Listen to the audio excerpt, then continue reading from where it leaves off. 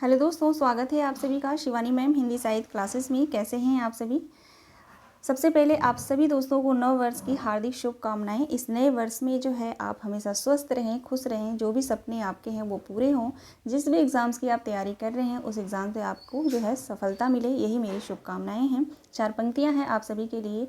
बीत गया जो साल भूल जाएं, इस नए साल को गले लगाएं। करते हैं हम दुआ रब से सर झुका के, करते हैं हम दुआ रब से सर झुका के। इस साल के सारे सपने पूरे हों आपके। नव वर्ष की हार्दिक शुभकामनाएं। इसी शुभकामनाओं के साथ जो है नए वर्ष में नई शुरुआत जो है मैं कर रही हूँ आप सभी के एग्ज़ाम्स के लिए। यूजीसी नेट हिंदी एग्ज़ाम जून 2024 के लिए जो है मैं फ्री न्यू बैच जो है आज से स्टार्ट कर रही हूँ। यहाँ पे आप देख सकते हैं पेपर 2 हिंदी साहित्य, ठीक है ना। पेपर 2 हिंदी साहित्य के लिए जो है मैं नया बैच लाई हूँ। आज से जो है क्लासेज स्टार्ट हैं। पिछले जो है अभी आप एक हफ्ते पहले के वीडियो आप लोग देखे होंगे, तो उस वीडियो में मैंने जो है पूरा शेड्यूल मैंने बताया है कि किस तरीके से जो हम पढ़ने वाले हैं। सिलेबस भी मैंने वहाँ बताया है। सबसे पहले जो है हम किसी एग्ज़ाम की तैयारी करने जा रहे हैं तो सबसे पहले जो है हमें सिलेबस देखना ज़रूरी होता है। मोस्ट इंपॉर्टेंट है सिलेबस जो है आपको आपके फ्रंट पेज पे होना चाहिए, ठीक है। तो पिछले क्लास में जो है मैं सभी चीज़ों के बारे में जो है मैं वहाँ पे बात कर चुकी हूँ, लेकिन फिर भी एक बार जो है मैं आपको सभी को सिलेबस दिखाऊंगी। आज जो है शुरुआत करते हैं। आज से क्लासेस स्टार्ट हैं, रोज़ क्लासेस चलेंगी। एक दिन हम कंटेंट पढ़ेंगे और दूसरे दिन मैं प्रैक्टिस कराऊंगी, ठीक है। जो भी भाई बहन मेरे चैनल से नहीं जुड़े हैं तो रिक्वेस्ट है जो मेरे चैनल को आप लोग सब्सक्राइब कर लें, क्योंकि यहाँ पे जो है यूजीसी नेट टीजीटी पीजीटी जो भी हिंदी से संबंधित जो भी एग्ज़ाम्स होते हैं उसकी तैयारी मैं कराती हूँ, ठीक है। तो आप लोग जो है ज़रूर मेरे चैनल से जुड़िए, ठीक है। तो चलिए हम आगे बढ़ते हैं। क्लास में जो है मैं आप सभी को एक बार सिलेबस दिखा देती हूँ यूजीसी नेट का, कि जो है कैसे हम तैयारी करने वाले हैं, है ना। अगर आप चाहेंगे तो मैं टेलीग्राम चैनल पे जो है मैं PDF जो है यहाँ भेज दूँगी, ठीक है। तो आप लोग वहाँ से देख लेंगे, ठीक है। जो भी भाई बहन नए हैं न्यू तैयारी कर रहे हैं उनको जो है नहीं पता होगा तो वो सिलेबस देख लेंगे और प्रिंट आउट निकाल के जो है अपने पास जो है रख लेंगे, ठीक है। आप सभी को पता है यूजीसी नेट का जो पेपर होता है वो पेपर एक ही होता है, 2 पार्ट्स में डिवाइड होते हैं, ठीक है। पेपर एक ही होता है, 2 पार्ट्स में डिवाइड होते हैं, लेकिन जो है मैं सेकंड पेपर होता है जो सब्जेक्टिव होता है, ठीक है। जिस सब्जेक्ट से आपने MA किया है उस सब्जेक्ट से आप जो है फॉर्म भरते होंगे, आप सभी को पता है। लेकिन मैं हिंदी पढ़ाती हूँ तो मैं हिंदी की बात करूँगी, ठीक है। हिंदी में जो है पूरे 10 यूनिट्स हैं, ठीक है। कितने यूनिट्स हैं? पूरे 10 यूनिट हैं। 10 यूनिट में जो है मैंने डिवाइड कर दिया है यूनिट 1 से लेकर 4 अलग और 5 से लेकर 10 यूनिट, ठीक है। उसको मैं अलग अलग ऐसे मैंने डिवाइड किया है। मैं स्टार्ट जो है यूनिट 1 से कर रही हूँ, इकाई 1 से कर रही हूँ, ठीक है। क्योंकि यूनिट 5 से लेकर यूनिट 10 तक जो दिया गया है ना उसमें कुछ जो है मैंने पहले बहुत सिलेबस जो है मैं कवर करा चुकी हूँ, लेकिन ऐसा नहीं है, मैं फिर से जो है स्टार्टिंग से मैं पढ़ाऊँगी। तो इसके लिए आप लोग निश्चिंत रहिएगा, ठीक है। तो सिलेबस जो है मैं यहाँ पे पहला जो है देख सकते हैं यूनिट 1 हिंदी भाषा और उसका विकास, ठीक है। तो आज की क्लास में हम पढ़ेंगे हिंदी की ऐतिहासिक पृष्ठभूमि, ठीक है। आज की क्लास में जो है हम इतना शुरुआत करते हैं, बाकी जो है कल की क्लास से हम करेंगे, ठीक है। और आप लोगों को जो है नए वर्ष की शुभकामनाएं देनी थी, थोड़ी सी बात करनी थी। मेरी रिक्वेस्ट है आप सभी से कि देखिए हार मत मानिएगा। इस नए साल में जो है आप लोग जो है अपने समय के अनुसार डेली पढ़िएगा, ठीक है। आप खुद अपने से आप तैयारी कर रहे हैं तो भी, अगर आप किसी चैनल से जुड़े हैं तो भी आपको डेली पढ़ना है। डेली नहीं पढ़ेंगे तो आप जो है एग्ज़ाम क्लियर नहीं कर पाएंगे, ठीक है। कंटिन्यूटी बननी चाहिए, मेरे कहने का मतलब यही है, ठीक है। बाकी आप लोग बहुत समझदार हैं, ठीक है। तो चलिए हम क्लास स्टार्ट करते हैं, ज़्यादा बात नहीं करेंगे। बाकी जो है मैं लाइव क्लास जो है कल से देखती हूँ, लाइव क्लास लूँगी, क्योंकि मेरा मोबाइल जो है ना ठीक नहीं है थोड़ा, तो लाइव क्लास में जो है वो खिचखिचाहट होती है, बहुत दिक्कत आ रही थी। मैं आज ट्राई करी हूँ अनलिस्टेड जो है मैं ट्राई करी हूँ, नहीं हो पा रहा था, ठीक है। लेकिन जैसे ही मैं नया मोबाइल लेती हूँ फिर मैं स्टार्ट करूँगी, ठीक है। तो चलिए आज की क्लास हम स्टार्ट करते हैं और आप लोग पूरे क्लास को ज़रूर देखिएगा। आप सभी के लिए क्लास है, बिल्कुल फ्री क्लासेस है और बिल्कुल जो आपके सिलेबस में दिया गया उसी सिलेबस के अकॉर्डिंग जो है मैं पूरा पढ़ाऊँगी और बिल्कुल बुक के माध्यम से पढ़ाऊँगी। इसके लिए आप लोग निश्चिंत रहेंगे, ठीक है। तो चलिए, और हाँ एक बहुत ही महत्वपूर्ण बात है, अगर मैंने यहाँ पे लिख दिया है थंबनेल में कि यूजीसी नेट हिंदी, ठीक है, तो टीजीटी पीजीटी जो भी स्टूडेंट जो टीजीटी पीजीटी तैयारी कर रहे हैं यूपी का, तो वो ये ना समझें कि सिर्फ यूजीसी नेट लिखा है तो उनके लिए है, ठीक है। आप सभी को पता है कि ये टॉपिक जो है सभी एग्ज़ाम्स में आते हैं, तो आप लोग भी क्लास को ज्वाइन करिएगा, ज़रूर देखिएगा, ठीक है। यूनिट 1 से जो है मैं इसलिए स्टार्ट कर रही हूँ क्योंकि आप सभी को पता है एनटीए की तरफ से जो है पहले ही थोड़ा सा हम बातचीत कर लेते हैं, ठीक है। तो हम क्लास स्टार्ट करते हैं अभी।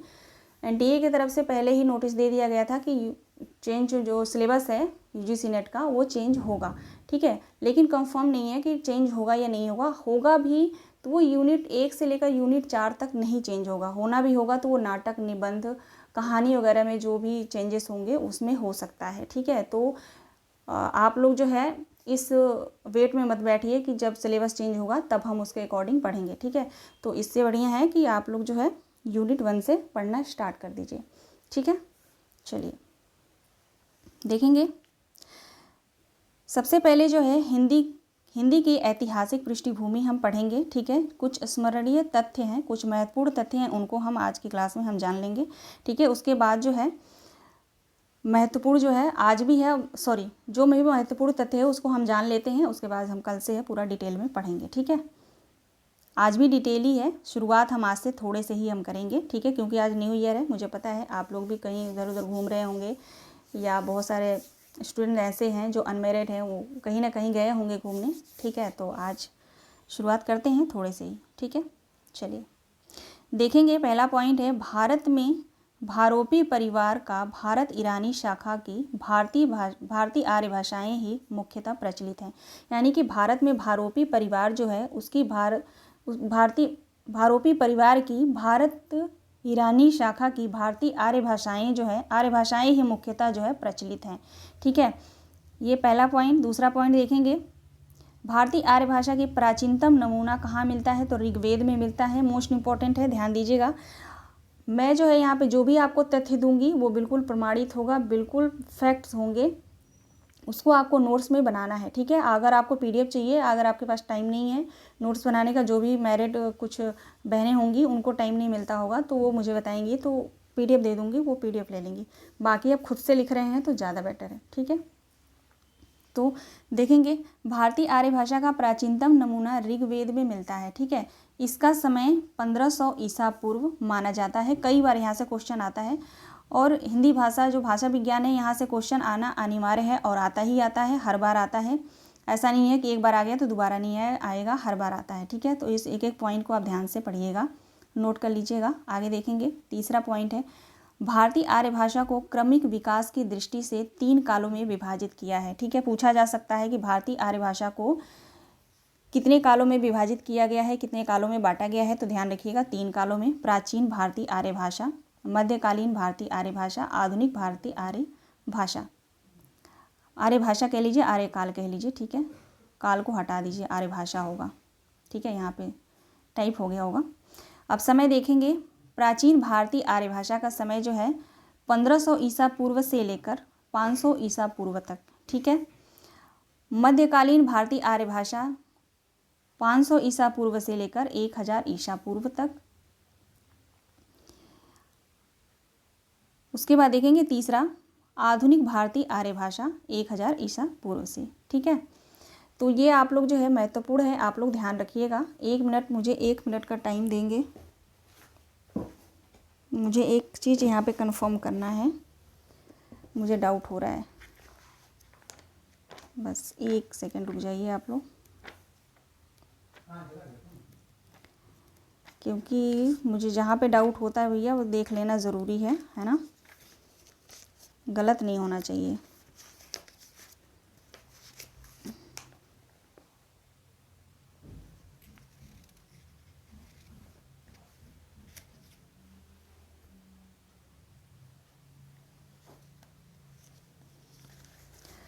प्राचीन भारतीय आर्य भाषा, 1 मिनट रुक जाइए आप लोग, थोड़ा सा मैं टाइम चाहूँगी।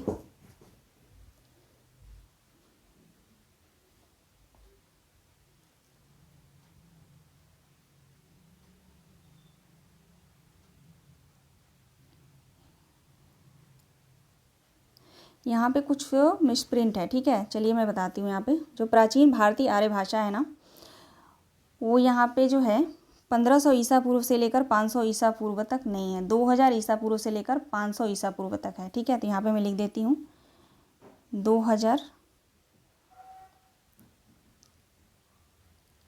2000 ईसा पूर्व, ठीक है, ईसा पूर्व से लेकर 500, ठीक है,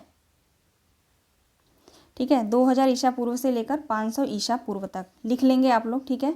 और जो मध्यकालीन भारतीय आर्य भाषा है वो जो है 500 ईसा पूर्व से 1000 ईसा पूर्व तक, ठीक है, ये सही है। मध्यकालीन भारतीय आर्य भाषा जो है बिल्कुल सही है, ठीक है, 500 ईसा पूर्व से लेकर 1000 ईसा पूर्व तक, ठीक है। और आधुनिक भारतीय आर्य भाषा 1000 ईसा पूर्व से अब तक, ठीक है, बिल्कुल सही है। तो ये थोड़ा यहाँ पे गलत था, ये 1500 ईसा पूर्व नहीं है, 2000 ईसा पूर्व है, ठीक है, यही मुझे डाउट हो रहा था यहाँ पे। तो चलिए ये कंफर्म हो गया, अब आगे हम बढ़ते हैं, ठीक है। यहाँ से देखिए क्वेश्चन आता है, ये मिलान के लिए क्वेश्चन आता है, दे देता है, ठीक है, मिलान के लिए आता है। बिल्कुल आप लोग जो है जो यहाँ पे समय दिया गया है इस समय को बिल्कुल आप माइंड में रखेंगे। इसके अंतर्गत जो है कितनी भाषाएं, जो प्राचीन भारतीय आर्य भाषाएं के अंतर्गत कौन कौन सी भाषाएं आती हैं हम पढ़ेंगे। जैसे इसके अंतर्गत जो है वैदिक काल और सांस्कृतिक लौकिक काल संस्कृत आदि जो है भाषाएं आती हैं। मध्यकालीन के अंतर्गत जाएंगे तो उसके अंतर्गत जो है पाली प्राकृत अपभ्रंश आएंगे। और आधुनिक काल के अंतर्गत जो आप जाएंगे तो आधुनिक काल की जो भाषाएं हैं खड़ी बोली उसको हम पढ़ेंगे, ठीक है। चलिए आगे देखेंगे।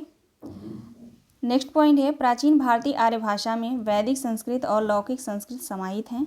इनका प्रारंभ प्रागैतिहासिक समय से ईसा पूर्व 5वीं शताब्दी माना जाता है, ठीक है, ध्यान दीजिएगा। प्राचीन भारतीय आर्य भाषा में जो है वैदिक संस्कृत और लौकिक संस्कृत जो है समाहित हैं। अभी मैंने आपको बताया इसके पहले, इसके अंतर्गत जो है वैदिक संस्कृत और लौकिक संस्कृत को हम पढ़ेंगे, ठीक है।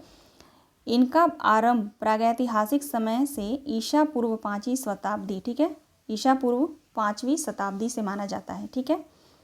आगे देखिएगा, वैदिक संस्कृत को वैदिकी, वैदिक छांदस भी कहा जाता है। तो ये क्वेश्चन कई बार आ गया है, ठीक है, आया है, टीजीटी पीजीटी में भी आता है, मोस्ट इंपॉर्टेंट है, ध्यान रखिएगा। वैदिक संस्कृति का जो नाम कई नाम से पुकारा जाता है, जैसे वैदिकी, ठीक है, वैदिक भी कहा जाता है और छंदस भी कहा जाता है और छांदस भी कहा जाता है।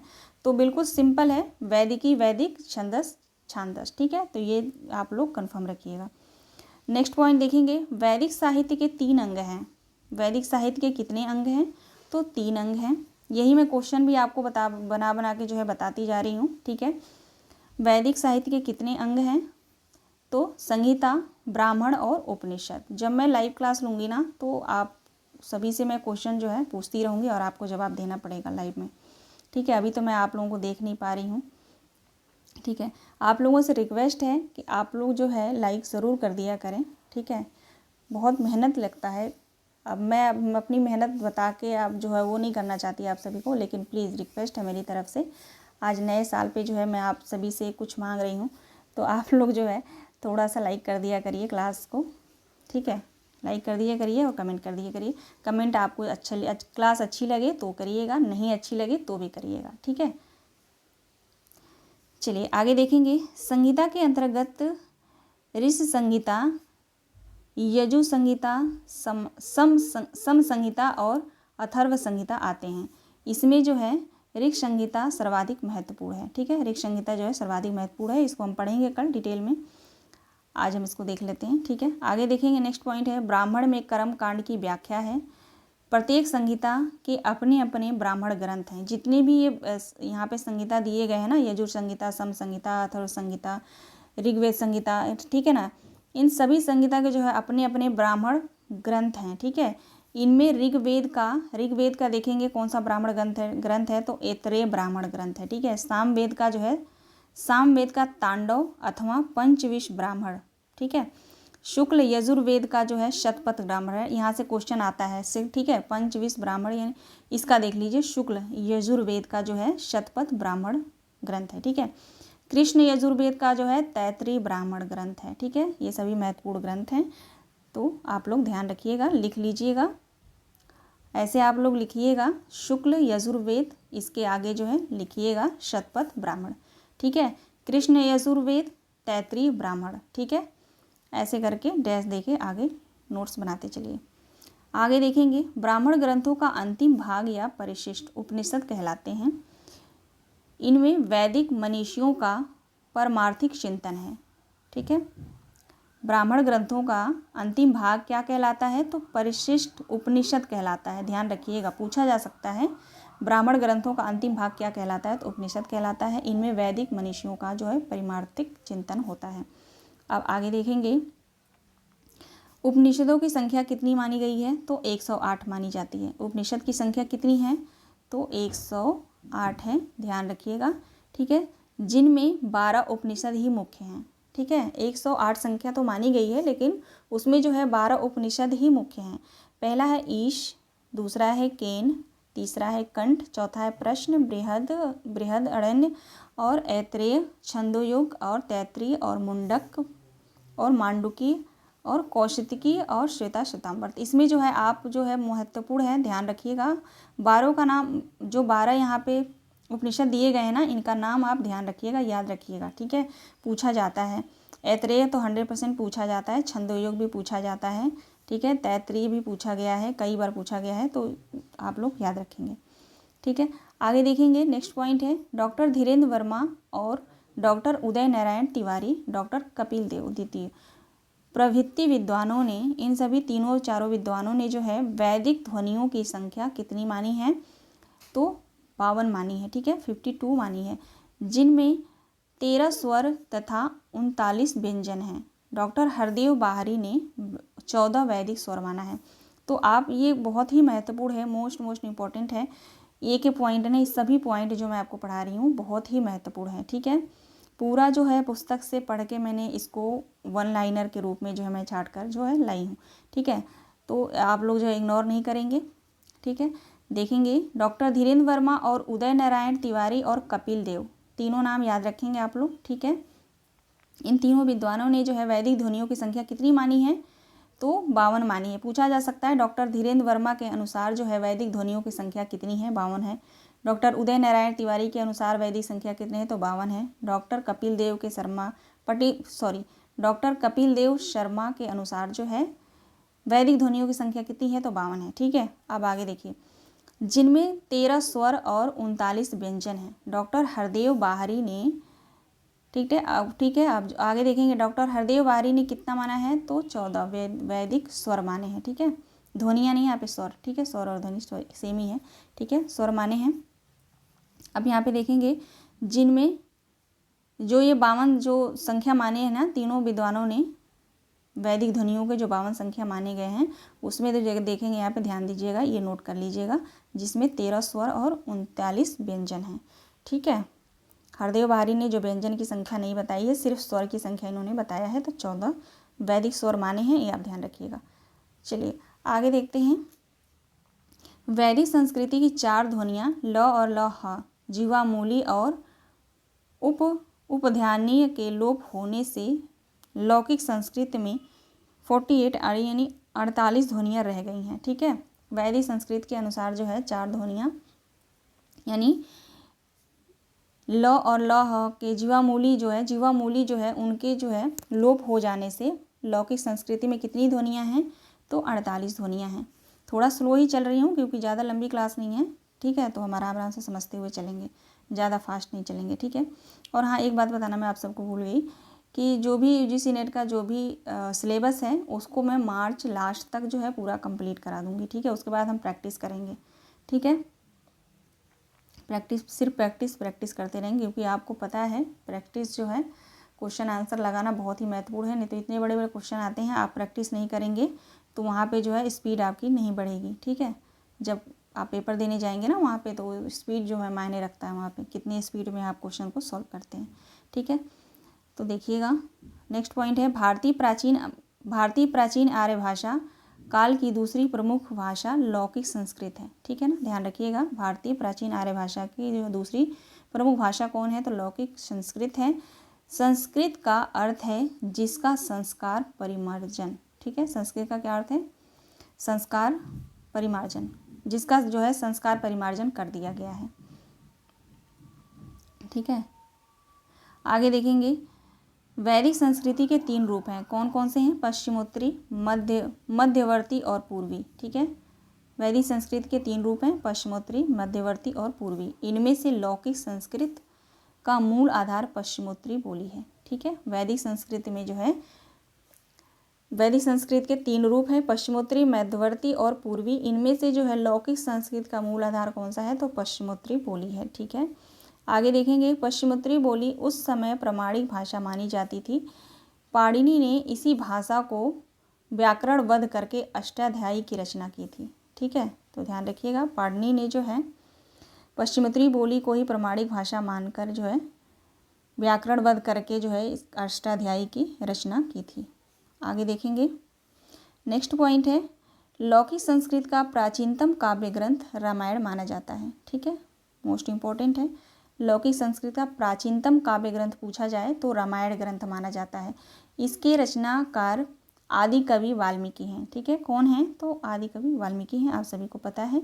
आगे देखेंगे, वैदिक संस्कृत में ए, ये, ओ, औ, ठीक है, ए, ये, ओ, औ संयुक्त स्वर थे, परंतु संस्कृत में ए, ओ मूल स्वर हो गए, ठीक है, और ये और वो का उच्चारण परिवर्तित होकर ऐ, औ की भांति हो गया।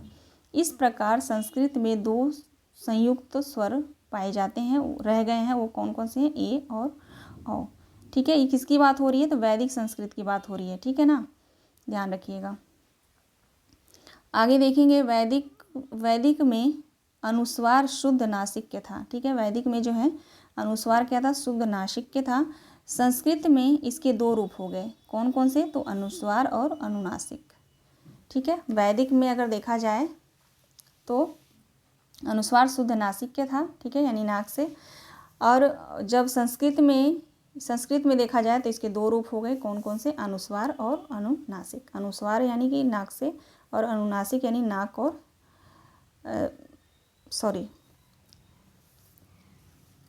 यहाँ पे जो है संस्कृत में इसके 2 रूप हो गए, अनुस्वार और अनुनासिक। मुझे ध्यान ही नहीं आ रहा है, कभी कभी होता है माइंड में, मतलब जुबान पे होता है, निकलता नहीं है, ठीक है। तो माफ़ करेंगे आप लोग, ठीक है। आप सभी को पता है, पता तो मुझे भी है, लेकिन अभी नहीं आ रहा, ठीक है। तो चलिए देखते हैं।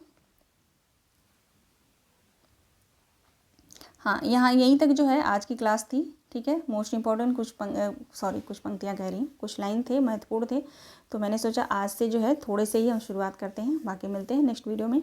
और हाँ देखेंगे, यहाँ पे पूरा जो है मैंने सिलेबस रखा है UGC नेट का, ठीक है। तो आप जो है सिलेबस प्रिंट आउट निकाल लेंगे, पूरा सिलेबस है, यहाँ पर देख सकते हैं, ठीक है। यूनिट 1 है, उसके बाद इकाई 2 पे आएंगे तो हिंदी साहित्य का इतिहास, ठीक है, जिसके अंतर्गत जो है हम पढ़ने वाले हैं हिंदी साहित्य दर्शन, हिंदी साहित्य के इतिहास के लेखन पद्धति, हिंदी साहित्य के काल विभाजन और नामकरण, जिसमें आदिकाल की विशेषताएं, साहित्यिक प्रवृत्तियां, रासो साहित्य, आदिकाल हिंदी, जैन साहित्य, सिद्ध साहित्य, नाथ साहित्य, अमीर खुसरो की कविता, विद्यापति की पदावली तथा लौकिक भक्ति काल, लौकिक साहित्य भक्ति। उसके बाद हम आते हैं भक्ति काल, तो भक्ति काल आंदोलन के सामाजिक सांस्कृतिक कारण, भक्ति आंदोलन का अखिल भारतीय स्वरूप, ये सभी जो है हम पढ़ने वाले हैं, ठीक है। यूनिट 2 हो गया। उसके बाद जो है यूनिट, 1 मिनट रुक जाइए, हाँ, हिंदी साहित्य की गद्य विधाएँ फिर उसके बाद हम पढ़ेंगे, ठीक है, जिसमें जो है हिंदी उपन्यास, हिंदी कहानी, हिंदी नाटक, हिंदी निबंध, हिंदी आलोचना, ये सभी यूनिट 2 में आएंगे, ठीक है। सरस्वती पांडे, गोविंद पांडे के बुक से जो है मैंने सभी क्लासेस करा रखे हैं, ठीक है, तो वहाँ से आप लोग पढ़ते रहिएगा, बाकी मैं न्यू क्लासेस भी लूँगी। यूनिट 3 में आएंगे तो साहित्य शास्त्र के अंतर्गत जो है हम पढ़ेंगे काव्य के लक्षण, काव्य हेतु, काव्य प्रयोजन, प्रमुख संप्रदाय और उनके सिद्धांत, रस, अलंकार, रीति, ध्वनि, वक्रोक्ति, ये सभी हम पढ़ने वाले हैं, ठीक है। तो इन सभी सिलेबस को आप एक बार रीड कर लीजिएगा, कितने क्वेश्चन तो सिलेबस से ही आते हैं। उसके बाद जो है इकाई 5 में आएंगे, तो इकाई 4 वैचारिक पृष्ठभूमि, जिसके अंतर्गत जो है भारतीय नवजागरण और स्वाधीनता आंदोलन की वैचारिक पृष्ठभूमि मोस्ट इम्पोर्टेंट है, यहाँ से क्वेश्चन आता है। हिंदी नवजागरण, खड़ी बोली आंदोलन, फोर्ट विलियम कॉलेज, भारतेंदु और हिंदी नवजागरण, महावीर प्रसाद द्विवेदी और हिंदी नवजागरण, गांधीवाद दर्शन, अंबेडकर दर्शन, लोहिया दर्शन, मार्क्सवाद, मनोविश्लेषणवाद, अस्तित्ववाद, उत्तराधुनिकतावाद, अस्मितामूलक विमर्श, स्त्री, दलित स्त्री, आदिवासी एवं अल्पसंख्यक, ये सभी आपको जो है यूनिट 4 में पढ़ना है। अब आते हैं यूनिट 5 में, तो यूनिट 5 है हिंदी कविता, ठीक है। हिंदी कविता जो है बहुत बड़ा है, तो हिंदी कविता में सबसे पहले कविता है रासो पृथ्वीराज रासो, रेवा तट, अमीर खुसरो, खुसरो की पहेलियाँ और मुकरियाँ, ये सभी पढ़ना है आपको। ठीक है, विद्यापति की पदावली पढ़ना है, जो संपादक जिसके संपादक हैं डॉक्टर नगेंद्र झा। आपको जो है पद संख्या 1 से लेकर 25 तक पढ़ना है। ठीक है, कबीर का देखेंगे जिसके संपादक हैं हजारी प्रसाद द्विवेदी, पद संख्या 160 से लेकर 209 तक के। जायसी ग्रंथावली में जो है नागमती वियोग खंड पढ़ना है। नागमती वियोग खंड में जो है बहुत सारे पद हैं, तो सभी को पढ़ना है। इसमें कोई अलग से आपको बताया नहीं गया है कि पद संख्या कहाँ से कहाँ तक पढ़ना है, तो पूरा पढ़ना है। ठीक है, सूरदास का भ्रमर गीत जो है आचार्य रामचंद्र शुक्ल हैं इसके संपादक, तो इसमें जो है आपको पढ़ना है पद संख्या 21 से लेकर 70 तक। उसके बाद तुलसीदास का रामचरितमानस उत्तरकांड पढ़ना है। अब यहाँ पे दिया है उत्तरकांड, तो सिर्फ उत्तरकांड ही पढ़ना है। बिहारी सतसई जिसके संपादक हैं जगन्नाथ दास रत्नाकर, इसमें जो है दोहा है, दोहा संख्या 1 से लेकर 50 तक पढ़ना है। ठीक है, घनानंद कवित जो है इसके संपादक हैं विश्वनाथ मिश्र, इसमें जो है कवित संख्या जो है 1 से लेकर 30 तक। मीराबाई का जो है मीरा का देखेंगे यहाँ पे संपादक विश्वनाथ त्रिपाठी हैं। तो कितना, तो ये सिलेबस आप याद करेंगे ना तो कितनी जानकारी तो आपको वैसी हो जाएगी, इसलिए मैं कह रही हूँ सिलेबस को आप लोग रोज़ डेली रीड कर लीजिएगा। ठीक है, रीड करते करते एक ही चीज़ को बार बार देखेंगे तो अपने आप ही याद हो जाएगा। ठीक है, आप देख सकते हैं अयोध्या सिंह उपाध्याय हरिओत प्रवास। देखिए यूनिट 5 में से जो है जो महत्वपूर्ण है, जहाँ से हर बार प्रश्न आते ही आते हैं, यानी कि मैं यूनिट 5 जो है पूरा बहुत सारा कविता है इसमें, तो 90% मैं आपको वादा करती हूँ कि ज़रूर मैं पूरा करा के दूंगी। ठीक है, जहाँ से क्वेश्चन नहीं आते हैं उनको हम छोड़ेंगे, लेकिन देखेंगे समय के हिसाब से, लेकिन करा के दूंगी मैं पूरा। ठीक है, इसके लिए निश्चिंत रहेंगे। अब एक आते हैं इकाई 6 में, तो इकाई 6 में जो है इकाई 6 में हम आएंगे तो हिंदी उपन्यास आपको मिलेगा। हिंदी उपन्यास में जो है टोटल मेरे ख्याल से 13 उपन्यास होंगे, है ना। पंडित गौरी दत्त, देवरानी जेठानी की कहानी, लाला श्रीनिवास, परीक्षा गुरु, प्रेमचंद का गोदान, शेखर एक जीवनी का जो है भाग 1 ही पढ़ना है आपको। ठीक है, 2 भाग हैं शेखर एक जीवनी के, लेकिन आपको आपके सिलेबस में 1 दिया है तो वही पढ़ना है। ठीक है, हजारी प्रसाद द्विवेदी बाढ़ भट्ट की आत्मकथा, ये सभी उपन्यास आपको पढ़ना है। फरीशोनाथ रेणु का मैला आंचल, झूठा सच, यशपाल का अमृतलाल नागर का मानस हंस, विश्वसानी का तमस, श्रीलाल शुक्र का रात दरबारी, कृष्णा सोबती का जिंदगी नामा, मन्नू भंडारी आपका बंटी, और जगदीश चंद्र का जो है धरती धन अपना। ठीक है, अब हम आते हैं यूनिट 7 पे। तो यूनिट 7 पे हिंदी कहानी है, जिसमें जो है 13 से 14 कहानियाँ हैं, ये सभी कहानियाँ हम पढ़ेंगे। ठीक है, इसको आप देख लेंगे। यूनिट 8 में आएंगे तो हिंदी नाटक है, हिंदी नाटक को हम पढ़ने वाले हैं। ठीक है, हिंदी नाटक में जो है टोटल 11 नाटक होंगे, है ना। 1 2 3 4 5 6 7 8 9 10 11 12 13 नाटक हैं। ठीक है, इन सभी नाटक को मैंने पढ़ा दिया है, लेकिन मैं फिर से प्रैक्टिस कराऊंगी। ठीक है, कंटेंट मैंने पढ़ा दिया है, नाटक जो है प्रैक्टिस कराऊंगी मैं। ठीक है, यूनिट 9 पे आएंगे तो हिंदी निबंध भी मैंने पूरा पढ़ा दिया है। यानी आप यूनिट 5 से लेकर यूनिट 10 की बात करें तो यूनिट 5 से लेकर यूनिट 10 में जो है मैंने नाटक और निबंध ये मैंने पढ़ा दिया है। और यूनिट 10 में आप आएंगे तो यूनिट 10 में भी मैंने बहुत सारे प्रैक्टिस कराए, लेकिन इसको मैंने पढ़ाया नहीं था क्योंकि न्यू चैनल है मेरा, तो इन सब को कंटेंट को मैं पढ़ा नहीं पाई थी। ठीक है, पेपर जल्दी आ गया था, तो अभी टाइम है तो पूरा यूनिट में पढ़ाने वाली हूँ आप सभी को बुक के माध्यम से, क्योंकि मेरे पास सारे बुक्स हैं। ठीक है, तो आप लोग जो है जुड़े रहिएगा मेरे क्लास से। आप सभी दोस्तों का बहुत बहुत धन्यवाद, और एक बार फिर से हैप्पी न्यू ईयर। आप हमेशा खुश रहें और स्वस्थ रहें।